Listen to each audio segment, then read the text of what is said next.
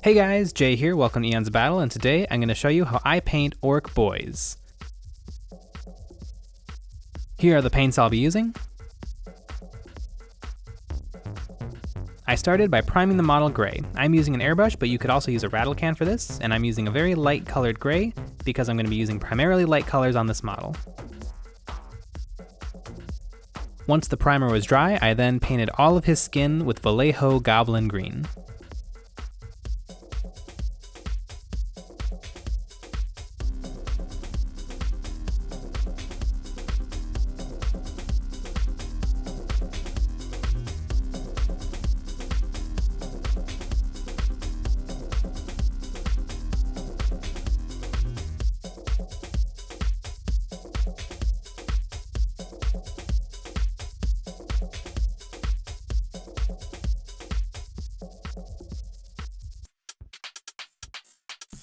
Once that was dry, I then washed it with some Games Workshop BL Tan green wash.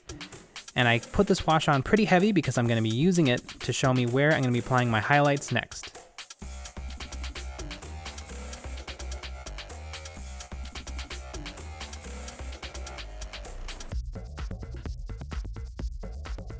Then I began doing my highlights, first with some more Goblin green, applying this to the top of his skin and muscles, following the higher edges that did not get hit with the wash.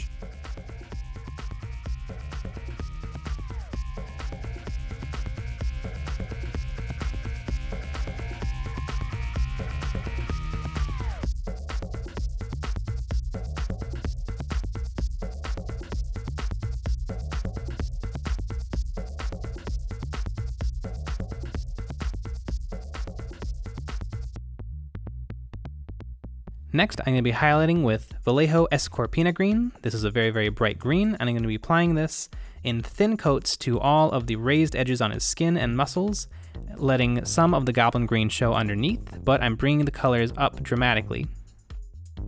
I made special care to pick out plenty of spots on his face and hands because those are going to become focal points of the model.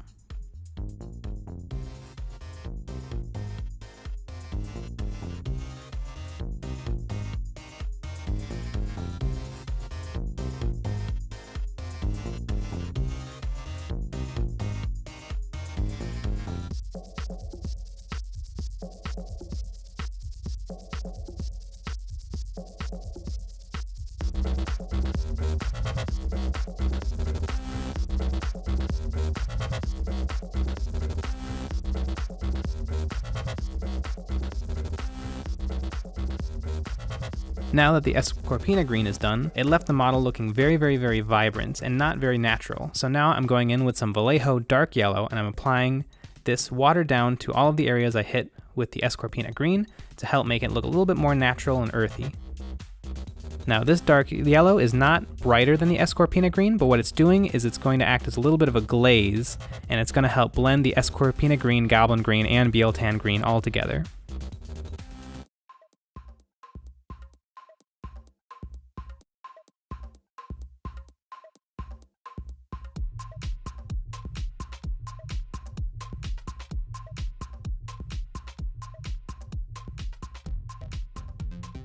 Now I'm going to paint the orc's lips, and I'm going to be using Bugman's Glow. I'm going to be painting this on very thin down so that I can make a gradient in between the green and the full Bugman's Glow for his lips. I paint the area around the orc's mouth a pink color because I think that it adds a lot of interesting detail to the face, and I think it looks a lot more natural. If you'd like to see a more in-depth look at painting an orc face, you can click on our video here.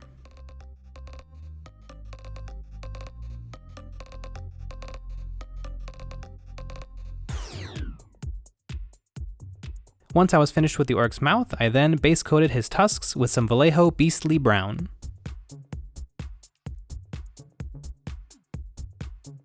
And then I finished the tusks by highlighting them with some Vallejo Bonewhite. And then I also used Vallejo Bonewhite to paint his bandages and wraps that are on his arms.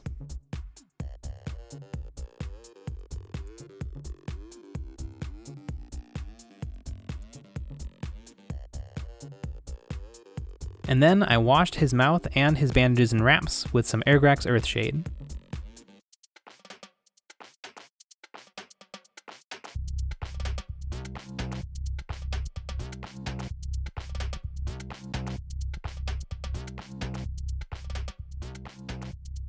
Next, I used some contrast black Templar, and I used this to paint his pants and his boots. This is my favorite thing to use contrast paint on, is some areas that would normally be kind of a pain to paint because they're not very interesting, but the contrast does a good job of giving you some nice shadows and highlights very easily.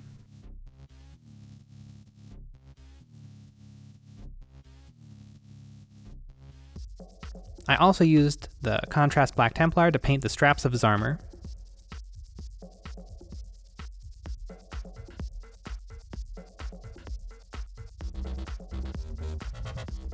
And then once that contrast paint was dry, I then highlighted it with some P3 Ironhull Grey. I'm applying this lightly to all of the raised parts of his pant and the tops of his straps.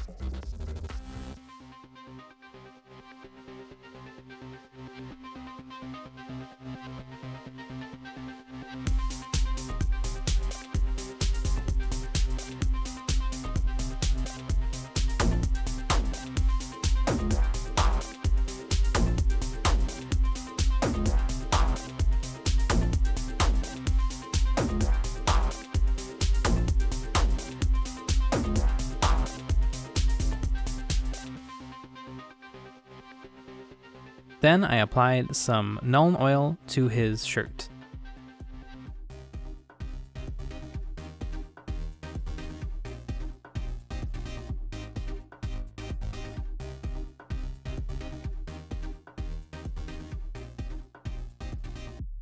Next, I'm applying some Vallejo Liquid Silver to his weapons and armor. This is the best silver paint I've ever found. It's very, very bright, although a little difficult to work with because it's an alcohol-based paint, but I find it works really, really nice for shiny weapons because it adds an almost chrome finish.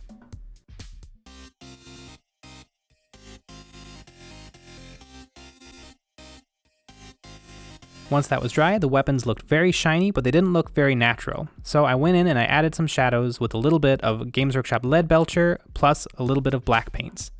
And I'm applying this to the undersides and creating a little bit of edge highlighting to make the weapons look a little bit more natural.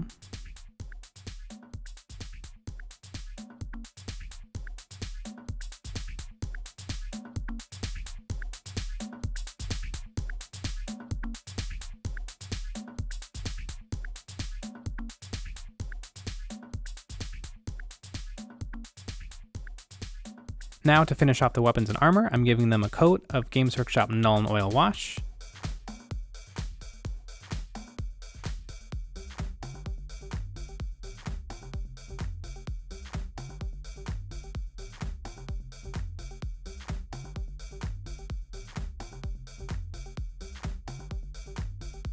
And while that wash coat is still wet, I then dabbed a little bit of contrast black Templar in to create a little bit more exaggerated shadows to the undersides and the lower parts of the weapons. I'm feathering this in, and I'm using a little bit of water to take off any big globs because I want plenty of the metal to be seen underneath, but I want to give some nice shadow and contrast to these weapons.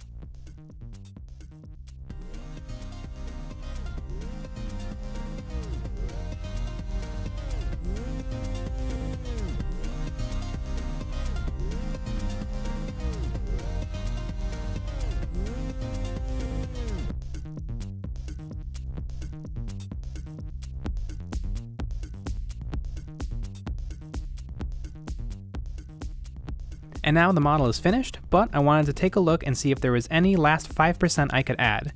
And so I'm going to be picking out his fingernails with a little bit of Vallejo Bonewhite.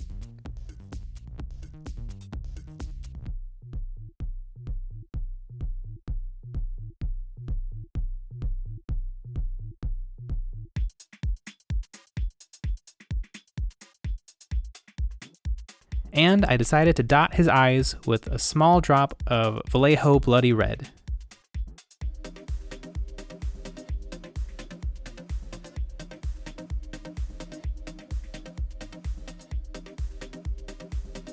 And there is a finished orc boy.